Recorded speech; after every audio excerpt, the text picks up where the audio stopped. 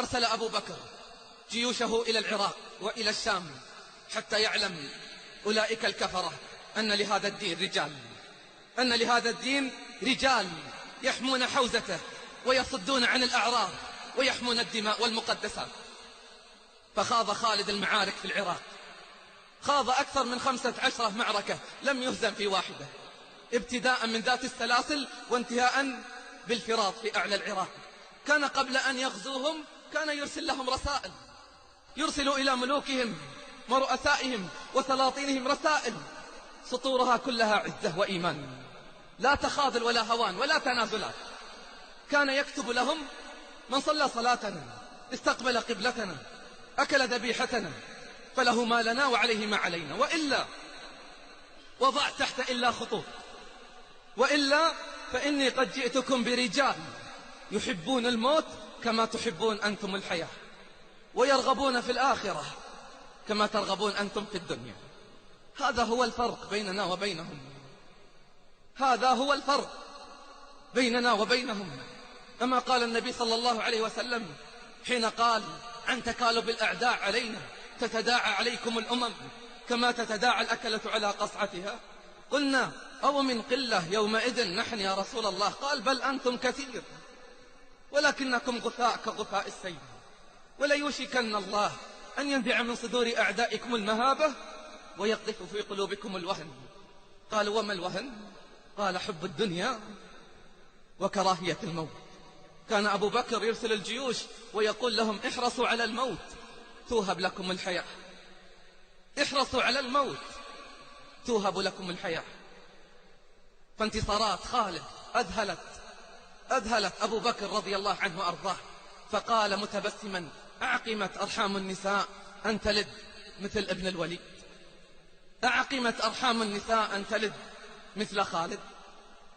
ثم أرسله إلى الشام حيث بدأت الروم تجمع فلولها، فقال أبو بكر: ليس لها إلا خالد، والله لأنسين الروم وساوس الشيطان بخالد بن الوليد، والله لأنسين الروم وساوس الشيطان بخالد بن الوليد. فقطع المسافة بين العراق والشام في مدة قصيرة لم يقطعها قبله إنس ولا جان، صار من طريق لم يسرها قبله إنس ولا جان. في أيام معدودة كان في أرض المعركة، جمع الجيوش ووحد الصفوف ونزع حب الإمارة من قلوبهم. قال: الإمارة بيننا وبينكم، كل يوم نولي علينا أمير. المقصد ليس الإمارة، المقصد هو أن نكون جنود لله جل في علاه. ما كانوا ينظرون إلى الدنيا بميزان، كانوا ينظرون إلى ميزان الآخرة، كانوا ينظرون إلى ميزان الآخرة. فوحد الصفوف وذكرهم بالله وقال: هذا يوم من أيام الله، فأخلصوا عملكم وجهادكم لله، إن تهزموهم لا تقوم لهم قائمة بعد اليوم.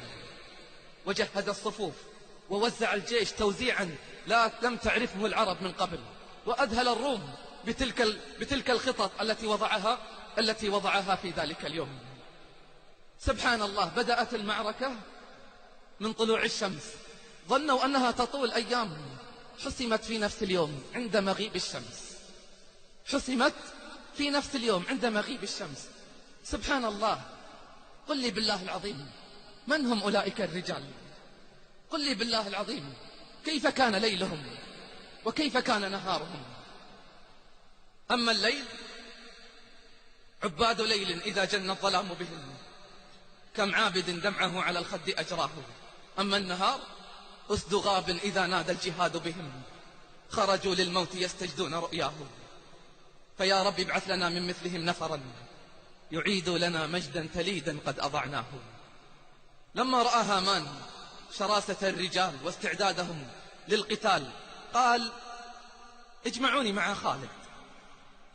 مع خالد علنا نحقن الدماء في هذا اليوم. فالتقى فرس خالد بفرس هامان، قال: يا خالد هل لكم من أمر أعرضه عليكم نحقن فيه الدماء؟ قال: وما هو؟ قال: لقد أخبرنا أنه ما أخرجكم من دياركم إلا الجوع والعطش والفقر، أعطي كل واحد منكم 10 دنانير ذهب وكسوة ودابة وطعام وشراب، ثم تذهبون وترجعون من السنة القابلة أعطيكم مثلها. يريد أن يكسر عزة المؤمن، لكن هيهات، العزة المستمدة من القرآن لا تكسر، العزة المستمدة من الأعلى ما تكسر ولا تهان.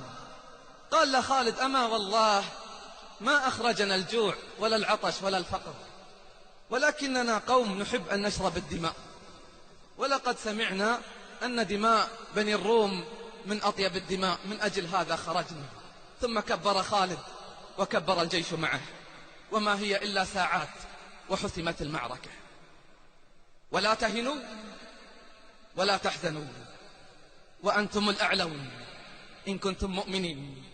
إن يمسسكم قرح فقد مس القوم قرح مثله، وتلك الأيام نداولها بين الناس ليعلم الله الذين آمنوا وليعلم الله الذين آمنوا ويتخذ منكم شهداء والله لا يحب الظالمين وليمحص الله الذين آمنوا ويمحق الكافرين.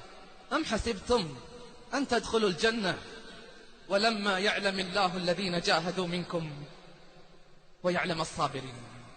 خاض خالد المعارك وانتصر في العراق ثم في الشام، ثم في أوج انتصاراته وعبقريته العسكرية بعد انتصاره في اليرموك تأتيه الرسالة والخبر بموت أبي بكر رضي الله عنه وأرضاه، ثم بعزل خالد وتولية أبا عبيدة رضي الله عنه وأرضاه. قيل لعمر: لما عزلت خالد؟ قال: أيها الناس، ما عزلت خالد عن خيانة ولا عن منقصة، ولكني رأيت الناس قد فتنوا بخالد، أردت أن يعلم الناس أن الصانع هو الله، وأن النصر من عند الله ليس من عند خالد. أردت أن يعلم الناس أن النصر من عند الله ليس من عند خالد. إن ينصركم الله فلا غالب لكم، وإن يخذلكم فمن ذا الذي ينصركم من بعده. مات خالد ومات قبله وبعده كثير، لكن أناس تموت ولا يدري عنهم أحد، وأناس يموتون ويفجع العالم كله بموتهم. لعمرك من رزية فقد مال، ولا شاة تموت ولا بعير، ولكن الرزية فقد فذ يموت بموته خلق كثير. بالأمس وقبله تودع الأمة من شهدائها وأبطالها الشيء الكثير. من الذي صنع أولئك الأبطال؟ إنه الإسلام، إنه الإسلام، الإسلام الذي صنع خالد وخطاب، قادر على أن يصنع أمثالهم، قادر على أن يصنع أمثالهم. لكن انظر إلى النفوس الأبية. يقول خالد: لقد شغلني الجهاد عن تعلم كثير من القرآن، ما ليلة شاتية بتها والسماء تظلني والأرض تقلني، في سرية من المهاجرين أصبح فيها العدو أحب إلي من ليلة أدخل فيها على عروس أو أبشر بغلام. سبحان الله، نفوس أبية تعلم أن ما عند الله خير وأبقى للذين آمنوا وعلى ربهم يتوكلون. من أراد الوصول فعليه بالأصول، ومن سار على الدرب وصل، والصراط مستقيم لمن أراد منكم أن يتقدم أو يتأخر. هذه سيرة خالد على عجالة، وإلا من أخبار خالد الشيء الكثير. وأخبار الأبطال، أبطال الأقوال والأفعال مسطرة في سطور التاريخ. فاقرأوا التاريخ، فإن في التاريخ عبر. ظل قوم لم يعرفوا الخبر. اللهم اجزي المجاهدين عن الإسلام خير الجزاء يا رب العالمين. اللهم صن أعراضهم واحقن دماءهم، فرج همهم واكشف كربهم. اللهم سدد رأيهم ورميهم. اللهم كن معهم ولا تكن عليهم، زدهم ولا تنقصهم، أكرمهم ولا تهنهم، اجمع كلمتهم وفقههم في الدين يا رب العالمين. اشف مرضاهم وتقبل موتاهم وارحم شهداءهم يا رب العالمين. اللهم انصر من نصرهم واخذل من خذلهم. يا قوي يا عزيز، اللهم استخدمنا في طاعتك، اخرجنا مجاهدين في سبيلك، مقاتلين من أجل إعلاء كلمة دينك. أحينا حياة السعداء وتوفنا ميتة الشهداء يا رب العالمين. اللهم اجمع شمل المسلمين ووحد صفهم وأعلي شأنهم وأصلح ولاة أمورهم، وانصرنا يا قوي يا عزيز على اليهود والنصارى والوثنيين والمنافقين والحاقدين، إنك على ذلك قدير وبالإجابة جدير.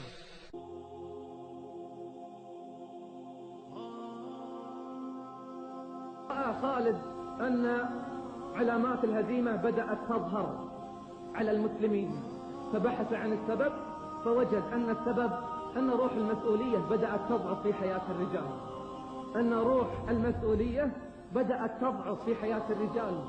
اليوم هذه الروح فقدت